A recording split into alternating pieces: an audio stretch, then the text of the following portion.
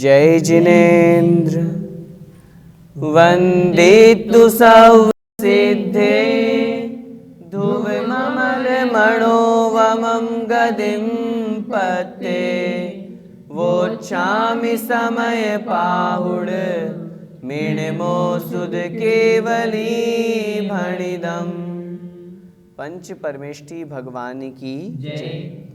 आचार्य भगवान 108 श्री कुंद कुंद स्वामी महाराज की जय।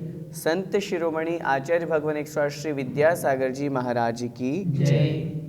पिछली ज्ञानशाला में हमने समझा था कि जो जीव है वह कर्म और नो कर्म में मैं हूँ और ये कर्म और नो कर्म मेरे हैं, इस प्रकार की यदि बुद्धि रखता है तो वह अप्रतिबुद्ध अर्थात अज्ञानी कहलाता है। अहंकार और ममकार की बुद्धि रखने वाले जीव अज्ञानी कहलाते हैं। उसके पश्चात अगली गाथा में हमने देखा था कि जब जीव का उपयोग आत्मस्वरूप होता है तो वह मोक्ष में कारण होता है, और जब जीव का उपयोग बंध की तरफ होता है तब अजीव की तरफ होता है, तब वह उसके लिए बंध का कारण होता है। उसी क्रम को आगे बढ़ाते हुए आज की ज्ञानशाला में हम समझेंगे। आचार्य भगवान कह रहे हैं कि जिन भावों को जिस समय जीव करता है, क्या उन्हीं भावों का कर्ता होता है या अन्य का भी कर्ता होता है। गाथा क्रमांक 24। जम कुणदि भाव मादा, जम कुणदि भाव मादा, कत्ता सोहोदितस्य भावस्य, कत्ता सोहोदितस्य भावस्य, निच्छयदो व्यवहारा, निच्छयदो व्यवहारा, पुग्गलकम्माणकर्तारम्, पुग्गलकम्माणकर्तारम्। एक साथ बोलिए। जम कुणदि भाव मादा, कत्ता सोहोदितस्य भावस्य, निच्छयदो व्यवहारा, पुग्गलकम्माणकर्तारम्।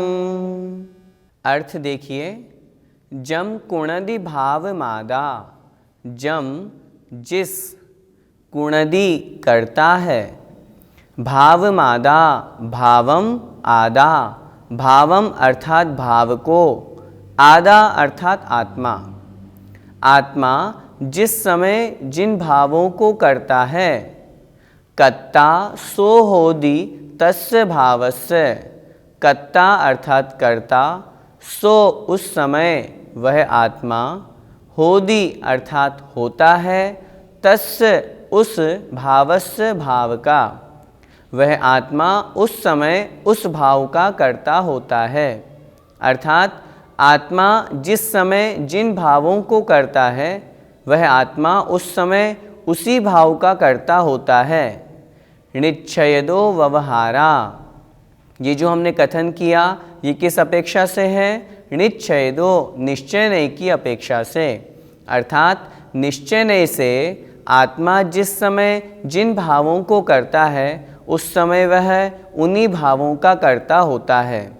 और व्यवहारा, व्यवहार नहीं से पुग्गल कम्माण कर्तारम, पुग्गल कम्माण अर्थात पुद्गल कर्मों का, जो ज्ञानावरण आदि जो द्रव्य कर्म बताए गए हैं उन पुद्गल कर्मों का कर्तारम कर्ता होता है। अर्थात व्यवहार नहीं की अपेक्षा से वह आत्मा ज्ञानावरण आदि जो पुद्गल कर्म बताए गए हैं उनका कर्ता होता है। इस गाथा में आचार्य भगवान कुंद कुंद स्वामी महाराज दोनों नयों की अपेक्षा से कथन कर रहे हैं। आत्मा कर्ता होता है, किनका कर्ता होता है? जब हम निश्चय नहीं की बात करेंगे तो जिस समय आत्मा जिन भावों को करता है उस समय आत्मा उस भाव का कर्ता होता है। जैसे माना कि जिस समय आत्मा ने राग रूप भाव किए, किसी से द्वेष रूप भाव किए, क्रोध किया, उस समय आत्मा क्रोधी हो गई, आत्मा रागी हो गई, वह आत्मा उस राग का करने वाला हो गया। यह निश्चय की अपेक्षा से समझना चाहिए।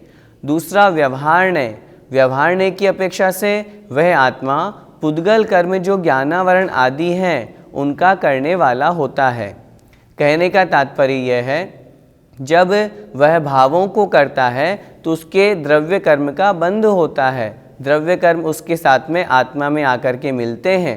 इस कारण से व्यवहार की अपेक्षा से वह आत्मा पुद्गल कर्मों का, ज्ञानावरण आदि द्रव्य कर्मों का कर्ता कहा गया है। पूरा अर्थ देखते हैं। निश्चय से आत्मा जिस समय जैसे शुद्ध या अशुद्ध भावों को उपजाता है, अर्थात यदि शुद्ध भावों को करता है तो शुद्ध भावों का कर्ता कहा गया है, अशुद्ध भावों को करता है तो वह अशुद्ध भावों का कर्ता कहा गया है। उस समय उस भाव का कर्ता होता है। और व्यवहार से वह पुद्गल द्रव्य कर्म आदि का कर्ता होता है। भैया जी, इस गाथा का कथन शुद्ध निश्चय का है या फिर अशुद्ध निश्चय का? निश्चय दो प्रकार के, शुद्ध निश्चय और अशुद्ध निश्चय। निश्चय तो निश्चय है, लेकिन भावों की अपेक्षा से उसमें भेद कर दिया गया है। जिस समय आत्मा शुद्ध भावों को करता है उस समय शुद्ध निश्चय की अपेक्षा से कथन किया जाएगा। जब अशुद्ध भावों को करने की अपेक्षा से आत्मा को कर्ता कहा जाएगा उस समय अशुद्ध निश्चय का कथन किया जाएगा। चूँकि ये भाव आत्मा के हैं, करने वाला आत्मा है, इस अपेक्षा से इसे निश्चय की कोटि में लिया गया है। अशुद्ध निश्चय की अपेक्षा से जब आत्मा राग द्वेष आदि विकार परिणाम करता है उस समय वह अशुद्ध भावों का कर्ता कहा गया है। जब शुद्ध जीव की बात करेंगे तो शुद्ध जीव चेतन कम्मा अर्थात चेतन कर्मों का, चेतन भावों का कर्ता कहा गया है। इस अपेक्षा से शुद्ध निश्चय से शुद्ध भावों का कर्ता और अशुद्ध निश्चय से अशुद्ध भावों का कर्ता कहा गया है। आत्मा जब शुद्ध भावों को करता है उस समय वह शुद्ध भावों का कर्ता कहा गया है, और जब अशुद्ध भावों को करता है उस समय वह अशुद्ध भावों का कर्ता कहा गया है। निश्चय इसी अपेक्षा से दो प्रकार का कहलाता है, शुद्ध निश्चय और अशुद्ध निश्चय। जब आत्मा ने शुद्ध भाव किए, चेतन भाव किए, तद्रूप उस रूप भाव होने के कारण से वह शुद्ध भावों का कर्ता कहा गया है। और जब आत्मा विकार भाव करता है, राग द्वेष आदि भाव करता है, उस समय चूंकि ये भाव अशुद्ध हैं, अशुद्ध भावों को करने के कारण से अशुद्ध निश्चय से वह अशुद्ध भावों का कर्ता कहा गया है। चूंकि ये भाव आत्मा के हैं, आत्मा भावों को कर रहा है, आत्मा के भाव हैं, इसलिए यहाँ पर निश्चय का कथन किया गया है। भैया जी, क्या आत्मा अन्य पुद्गलों का कर्ता नहीं होता? पुद्गल कर्मों का कर्ता तो इस गाथा में कहा ही गया है। व्यवहार की अपेक्षा से आत्मा पुद्गल कर्मों का कर्ता होता है। अन्य पुद्गल से हमें क्या समझना? अन्य पुद्गल से जैसे माना कि कुम्हार ने घड़ा बनाया तो घड़े को बनाने वाला कौन, घड़े का कर्ता कौन? कुम्हार। व्यवहार से वह उस पुद्गल का, उस घड़े का कर्ता कहा जाता है। जैसे माँ ने रोटी बनाई तो रोटी की कर्ता कौन, रोटी बनाने वाला कौन? माँ। तो व्यवहार की अपेक्षा से वह निश्चित रूप से उसका कर्ता कहा जाता है। द्रव्य संग्रह जी में कहा भी है, पुग्गल कम्मादीणम कत्ता सोहोदी, पुग्गल कम्मादीणम कत्ता व्यवहार दो दुनिच्छेदो चेदन कम्माणादा शुद्धणया शुद्ध भावाणम। अर्थात व्यवहार की अपेक्षा से पुद्गल कर्मों का करता है, निश्चय की अपेक्षा से वह भावों का करता है, और शुद्ध नया शुद्ध भावाणम, शुद्ध नई की अपेक्षा से वह शुद्ध भावों का करता है। इसलिए जब व्यवहार की बात करेंगे तो ज्ञानावरण आदि 8 कर्मों को करने वाला यह आत्मा ही तो है। आत्मा ने ही तो बंध किया, स्वयं तो कर्म आकर के स्वयं तो चिपके नहीं। जब आत्मा ने भाव किया, आत्मा ने तद्रूप वैसे कर्म किए, इस कारण से उसके वह भाव बने और कर्मों का बंध हुआ, और इसी कारण से जीव को व्यवहार से पुद्गल कर्मों का कर्ता कहा जाता है।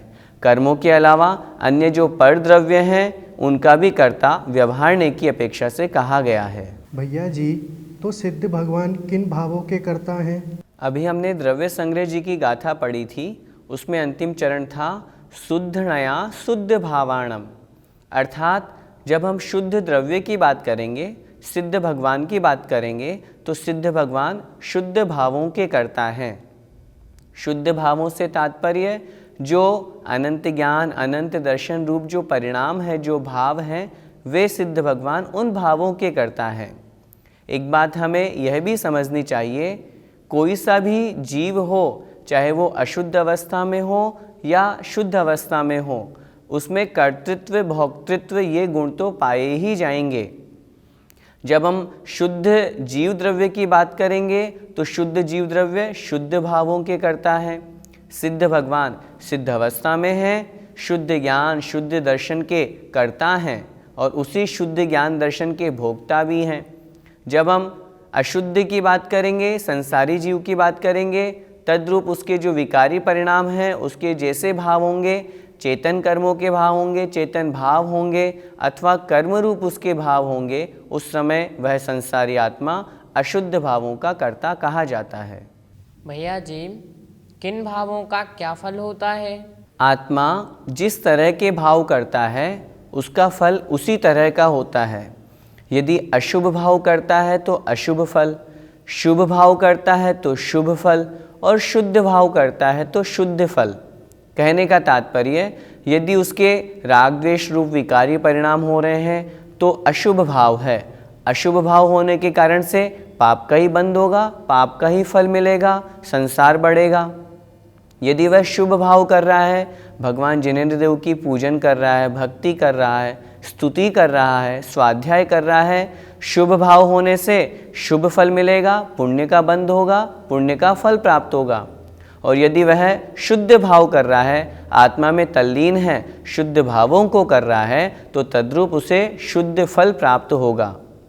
विचार करने की बात है, हम सुबह से शाम तक, रात्रि काल तक, पूरे दिन भर में कैसे परिणाम करते हैं, कैसे भाव करते हैं। मंदिर भी जाते हैं, वहाँ भी राग द्वेष कर लेते हैं, घर में तो राग द्वेष ही है, संसार की ही बातें करते रहते हैं, हमारे परिणाम सांसारिक रूप ही हैं। तो जैसे परिणाम होंगे वैसा फल प्राप्त होगा।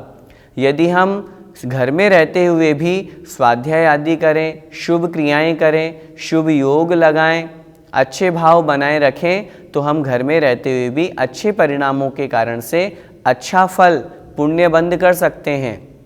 पुण्य बंध के निमित्त से हमें सब सामग्री, योग्य द्रव्य, क्षेत्र, काल भाव मिलेगा, तो निश्चित रूप से हमारी आत्मा का कल्याण होगा। इसलिए समय सार जी हम पढ़ रहे हैं, इसको पढ़ करके हमें यह भी समझना है कि हम जितना हो सके अपने परिणामों को शुभ बनाने का प्रयास करें। लक्ष्य तो यही बनाना है कि हमारे परिणाम शुद्ध हों, लेकिन जब तक उस अवस्था तक हम नहीं पहुंच रहे हैं, तब तक अशुभ भावों को छोड़ने का प्रयास करें, शुभ भावों को अपनाने का प्रयास करें। हम जितना हो सके घर के राग द्वेष से, सांसारिक विकल्पों से, बातों से, चर्चाओं से दूर रहें, अपने उपयोग को धर्म में लगाएं, शुभ कार्यों में लगाएं, जिससे हमारा शुभ कर्म का बंध हो, पुण्य कर्म का बंध हो और तद्रूप उसका पुण्य फल हमें प्राप्त हो। इस गाथा का अर्थ आचार्य भगवान ने पद्यानुवाद के रूप में किया है, आचार्य श्री विद्यासागर जी द्वारा रचित है। हम उसे भी पढ़ते हैं। आत्मा अशुद्ध नय से ही विभाव करता, होता विशुद्ध नय से शुचि भाव करता। मोहाभिभूत विविधो विधि बंधनों का, करता अवश्य व्यवहार तया जड़ों का। इस पद्य में तीसरी पंक्ति में मोहाभिभूत विविधो विधि बंधनों का, अर्थात मोह से, मोह आदि विकारी भावों से युक्त होता हुआ विविध अर्थात अनेक प्रकार के विधि, विधि अर्थात कर्म, कर्म बंधनों का यह व्यवहार से जीव कर्ता कहा गया है, ऐसा समझना चाहिए। इस गाथा को समझने के पश्चात आचार्य भगवान अगली गाथा में मिथ्या दृष्टि जीव की कैसी धारणा होती है, वह किस प्रकार विचार करता है, इसके बारे में समझा रहे हैं। गाथा क्रमांक 25। अहमेदम एदमहम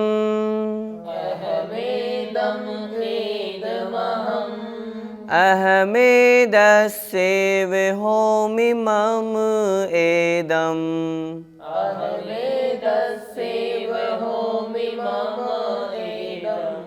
अर्णम जम परदवम सच्चित्ता चित्तमिस्सं वा। बोलिए, अहमेदम एदमहम अहमेदस्यैव होमि मम एदम अन्नं परदवम सच्चित्ता चित्तमिस्सं वा। गाथा का अर्थ देखें। अहमेदम एदमहम, अहम एदम, अहम अर्थात मैं, एदम यह हूँ, मैं यह हूँ। एदमहम, एदम अहम, यह मैं हूँ। इस गाथा में क्या बता रहे हैं? मिथ्या दृष्टि जीव, अज्ञानी जीव अपनी धारणा कैसी बनाता है अन्य पर द्रव्यों के प्रति। जैसे शरीर, उसे हम उदाहरण के रूप में समझते हैं। अहम एदम, मैं यह हूँ, अर्थात मैं आत्मा शरीर हूँ। एदमहम, यह शरीर मैं हूँ। अहमेदस्यैव होमि मम एदम, अहमेदस्य एव, अहम एदस्य, अहम मैं इसका एव ही हूँ, मैं इस शरीर का ही हूँ। होमि हूँ, मम एदम, मेरा, एदम मतलब यह शरीर मेरा है।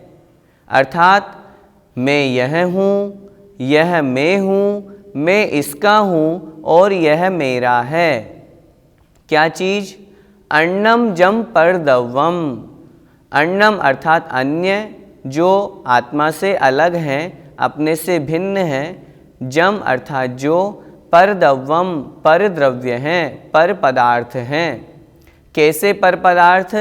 सच्चित्ता चित्त मिस्संवा, सचित्त, अचित्त और मिश्र।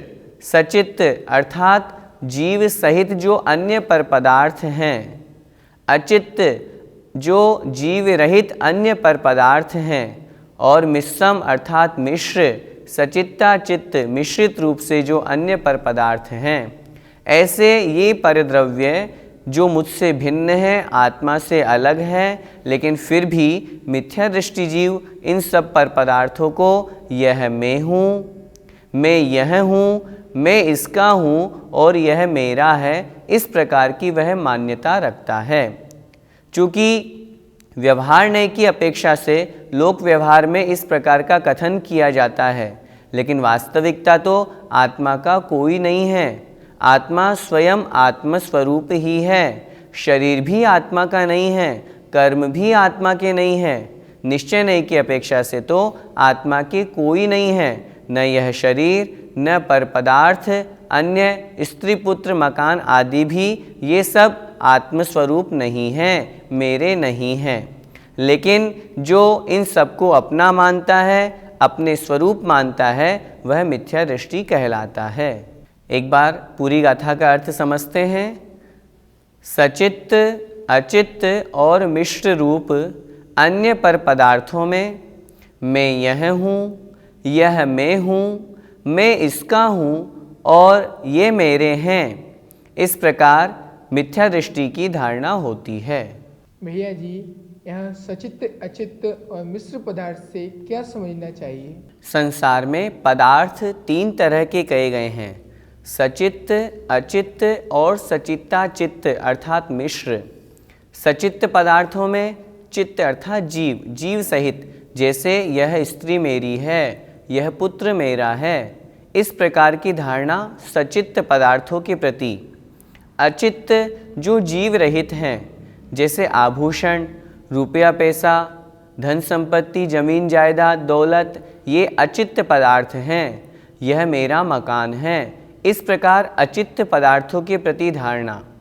सचित्ता चित्त अर्थात जो सचित्त भी है, अचित्त भी है। जैसे आभूषण से सहित कोई स्त्री, आभूषण अचित्त और स्त्री सचित्त, तो दोनों से मिश्र जो युक्त स्त्री है वह मिश्र अर्थात सचित्ता चित्त कहलाएगी। जैसे कमंडलू से युक्त मुनि महाराज, जैसे पुस्तक से युक्त शिष्य। जहाँ पर दोनों चीज़ें हैं, सचित्त भी और अचित्त भी, वह सचित्ता चित्त कहलाता है।